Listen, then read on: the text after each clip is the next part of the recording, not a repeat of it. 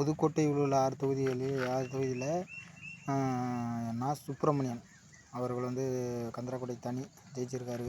அவருக்கு என்னோடய வாழ்த்துக்கள். அடுத்து வந்து அறந்தாங்கி தொகுதி பர்வேஸ் வரல. புதுக்கோட்டை தொகுதியில் தான் நிற்போன்னு பார்த்தாரு. ஆனால் அறந்தாங்கி தொகுதியில் நின்னார்.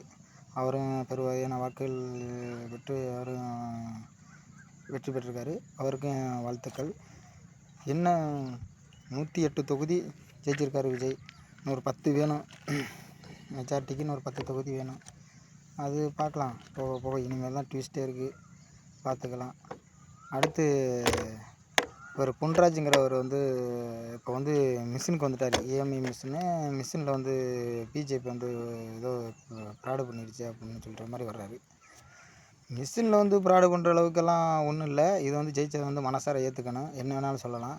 2002 வேர்ல்டு கப் நடந்துச்சு, கங்குலி கேப்டனாக இருந்தப்போ. அப்போ ரிக்கி பாண்டிங் வந்து பேட்டில் வந்து ஸ்ப்ரிங் வச்சுருந்தாரான். அதை அடித்து தான் ஜெயிச்சிருச்சு அப்படின்னு ஒரு பொருளையை கிளப்பி ஆச்சாக்கு ஊச்சாக்குன்னாங்க. அது தோற்றதை ஏற்றுக்க முடியல. அவன் திறமையாக அடித்தார், ஜெயித்தார். அதை ஏற்றுக்க முடியாமல் ஏதோ ஒரு பழி சொன்னாங்க. அந்த மாதிரி இப்போ ஜெயிச்சிட்டாரு. அதை மனசார ஏற்றுக்கிறேன்னு அதை விட்டு வந்து அவர் அதில் பண்ணிட்டாங்க, இதில் பண்ணிட்டாங்க அப்படின்னு சொல்கிறதெல்லாம் வந்து அது சரியானதில்லை. தோற்றுக்கதை வந்து ஏற்றுக்கணும். சரிங்களா?